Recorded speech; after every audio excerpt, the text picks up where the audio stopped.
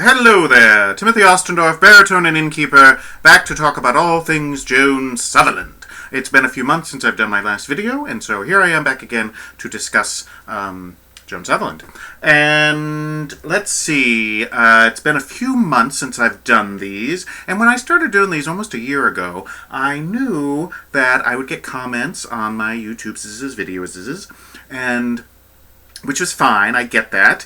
And so some of them have been fun and exciting, and I've actually made friends, and I have people that follow me, a couple, and have made people have friended me on Facebook, things like that. And then there have been a few of those negative comments, which are great. I love, love the feedback.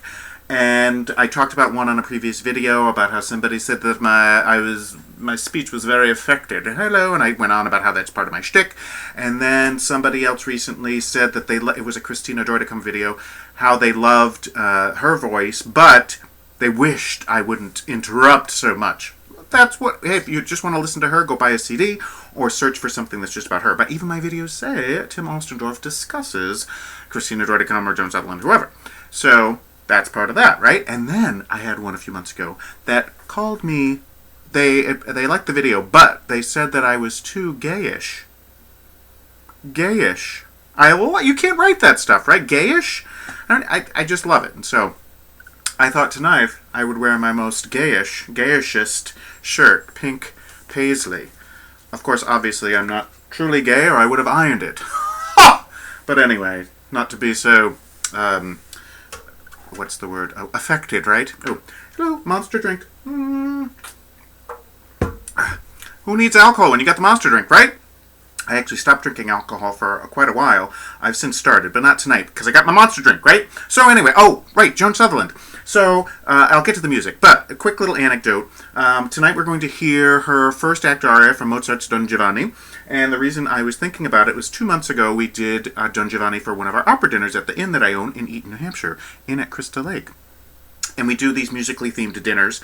And so the first one we did for the season was Don Giovanni. And I've done it a couple times before. One time I did it by myself. Obviously I didn't sing all the roles.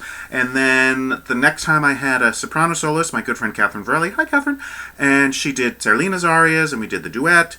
And then this past time I had 3 soloists. So sometimes I fill it out with recordings, but this time I had so many soloists I didn't need to. And my good friend Cassandra Marsh, hi Cassandra, was the pianist, and I had Mary Bastoni, who's a local soprano, and she sang all the arias from Zerlina, Donna Elvira, and Donna Anna, and the duet with Don Giovanni, La Ci Darem, that famous one, and then the opening duet with Don Ottavio.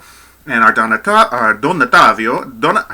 terrible pronunciation, excuse me, for the night was Jeffrey Hartman, wonderful tenor. I believe his website is tenorjeffrey.com. I believe so. Wonderful, wonderful tenor. And he did Don Ottavio's 2 arias and the duet with Donna Anna, that sort of thing.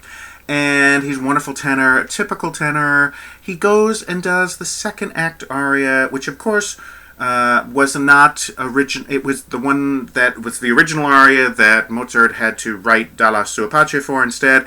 And so Il mio tesoro was supposedly too difficult for the first tenor. Everyone knows that story, right? So he does Il mio tesoro. It's the last thing that he sings, and he does what you would never, ever, ever, no conductor in the world, as far as I know, would let them do this. It ends on a B flat, right below middle C.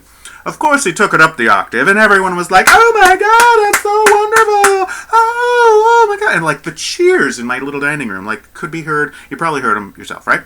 So, okay, fine, great. Everyone loves the tenor, loves the high B flat, and it's a role he would never sing. His voice is much bigger than what's typically called for that. But anyway, one more quick little anecdote before we get to the music, because I know you're like, okay, stop babbling, get to the music, right? Okay, it's the monster drink. I can't help it. So, just as a typical tenor type of thing, and I think he would appreciate that. Love you, Jeffrey. I almost called him Jeremy. That wouldn't be very funny. Not that it would be funny. Well, whatever. Anyway, Jeffrey Hartman. So we're sitting there rehearsing, and when Jeffrey's singing, Mary, the soprano, and I are following along in our scores, and we're checking our music and what's next. Now, when we're singing, Jeffrey's over on his little iPad, whatever tablet, whatever hoo-ha thing it's called, and he's checking his email and checking his Facebook, and I don't know what else the heck he was doing over there. Typical tenor thing. It was very funny. So anyway, here we go. It's going to be some Joan Sutherland. This is from her first recording. I believe it was 1960 of the role of Donna Anna. She recorded it twice. There's a later recording conducted by her husband, Richard Bonning. This is conducted by Carlo Maria Giulini.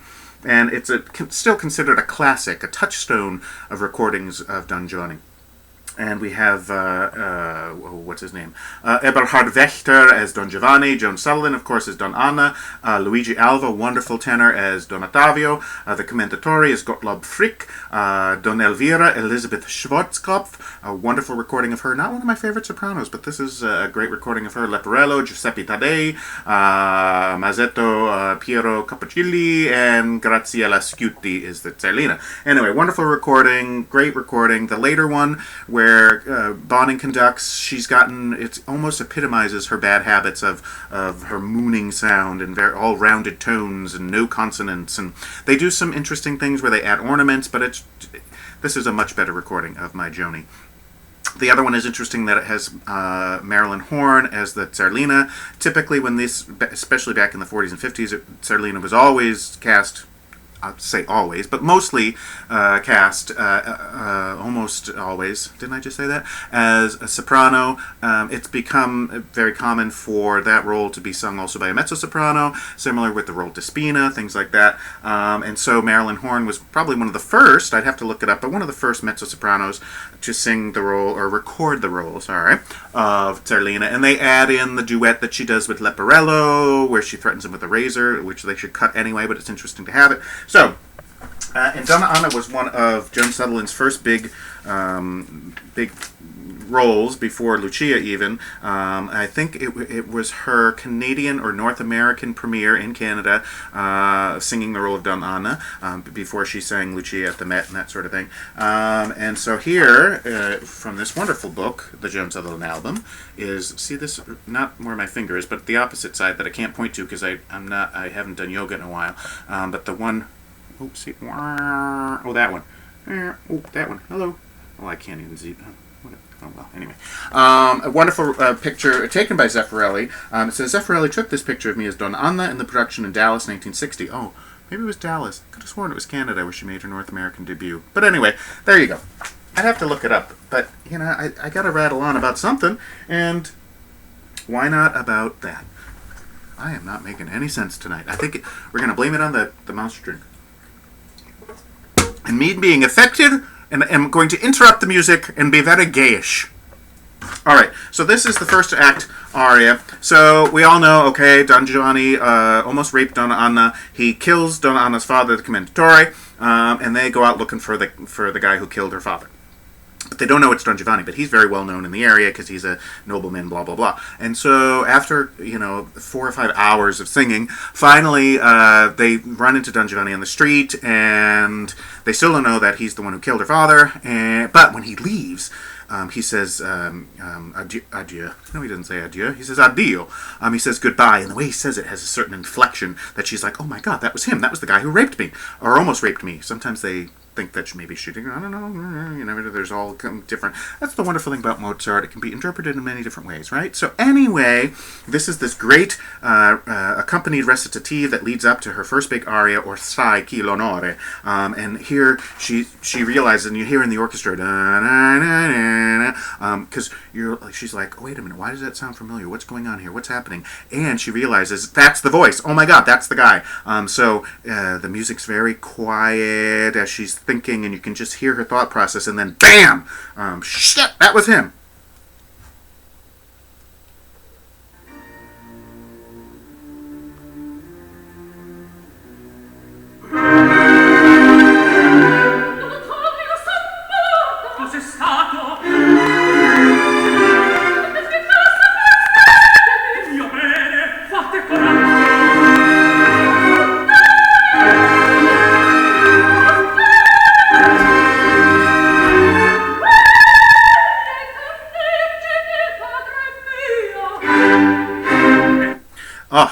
just love that sound, that voice, and you can hear the consonants. And this is before she's kind of got that occluded sound, and with all the rounding tones, she's actually very dramatic and exciting.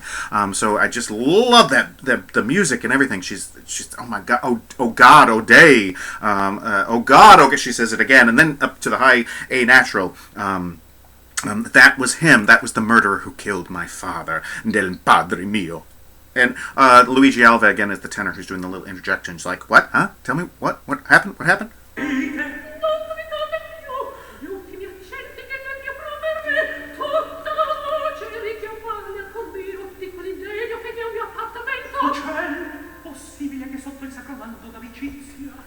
Ma come fu? Narratemi lo strano avvenimento. And here she's going to tell what happened the night before. At night when someone came into my room and they attacked me, and it's all done in hushed tones and very excited. And then she talks about how she called out for help and no one came.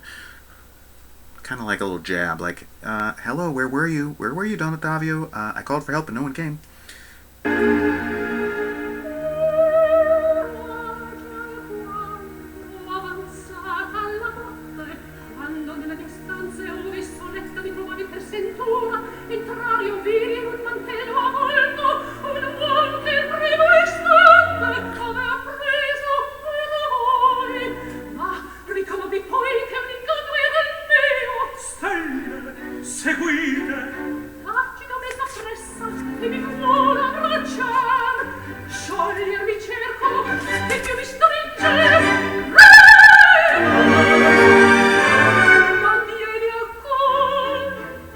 See, that's, io grido, I shouted, non viene alcun, nobody came.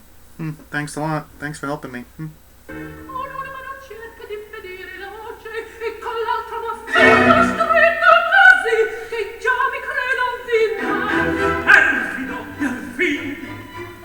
And typically Don Ottavio's, kind of a wimpy character. His music isn't exciting, unless you add that high B flat like Jeffrey did, right?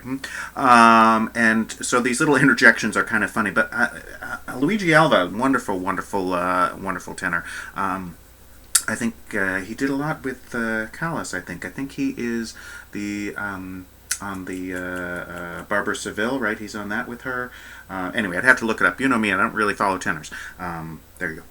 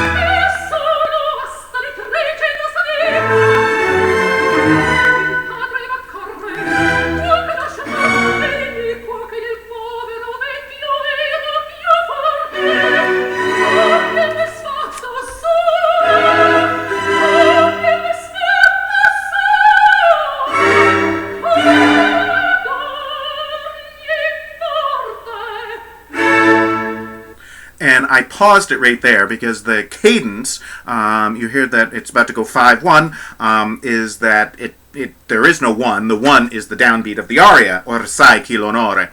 And so, protect my honor. And they already did this sort of vengeance thing after the dead body got taken away, and they're crying to the gods they're going to have vengeance. And now they know who it is, and so she's all worked up, and as it says here, collecting herself with lofty energy. And there's a great spot, and I'm surprised in that other recording that I talk about that I'm not too fond of, but anyway, there's this great spot at the end. She keeps going up to these high A naturals, and there's a spot where Joan Sutherland could have added a high D. It would have been perfect. It would have fit right in, and I'll show you where that is, and I can't believe someone hasn't done it, although I showed Mary Bastoni where she could do it, but we didn't have enough time. We only do one rehearsal, and so next time, right, Mary? Right? You know what I'm saying? So here we go. Orsai chi l'onore.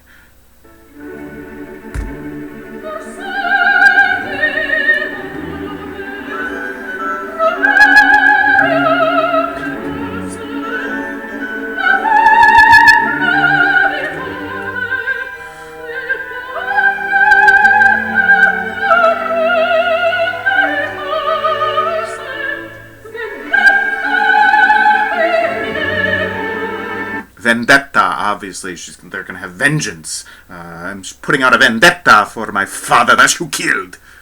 I don't know, that wasn't quite Italian. That was like some Spanish mob guy. I don't know what that kind of accent was, but it was very effective and rather gayish. Well, anyway.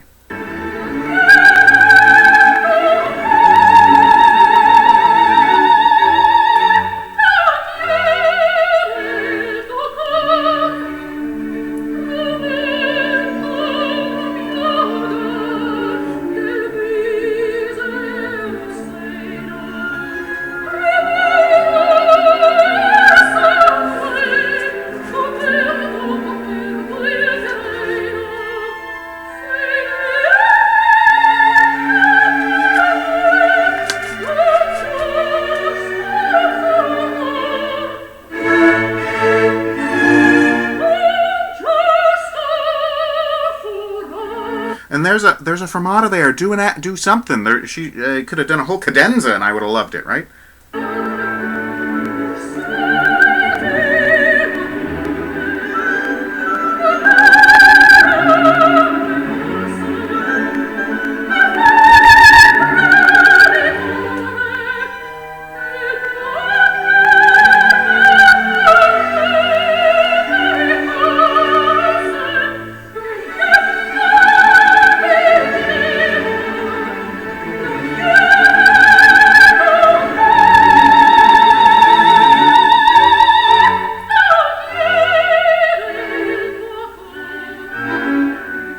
And this is the brilliance of Mozart, is that it sounds like there's a repeat, like we had that little middle section, and then it goes back, right? But it's not a full repeat. Like just then, it went down to the F sharp instead. You think it's going to resolve, instead it goes down the third. Oh, I just love that. And then she does this little bit.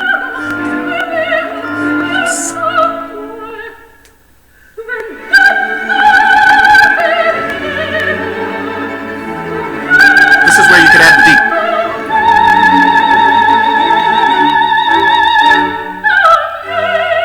Like, that would be perfect, right?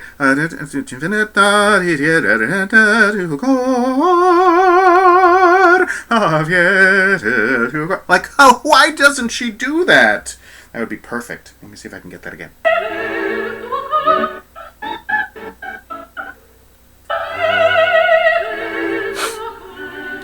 That's where that goes down. Yes.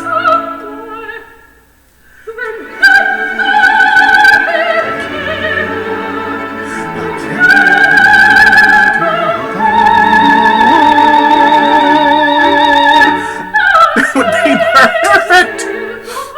Somebody, please, please.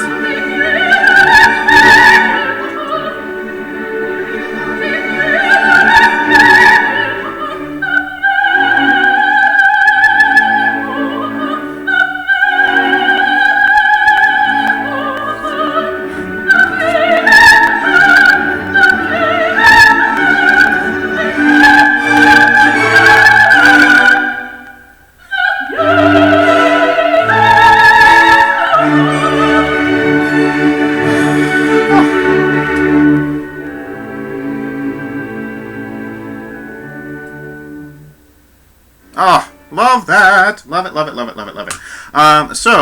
Sorry for all my rattling on before we even got to the music. So, welcome back to me, Tim Ostendorf, baritone and innkeeper at theinnatcrystallake.com. I always say that innatcrystallake.com like I live on my .com. Like, that's our website. The innatcrystal... No, not the. Just innatcrystallake.com. Anyway. Telling you, it's the monster drink talker. So, I hope to have many more videos. See, our inn's very busy during the foliage season, so we're just coming out of the foliage season, so I have a little extra time to do silly stuff like this, okay? It keeps me from buying crazy stuff on eBay, and that's another whole story. So, thanks for joining me, and signing off, Tim Ostendorf, gayishly interrupted, like, person with an affected speech pattern. Good night.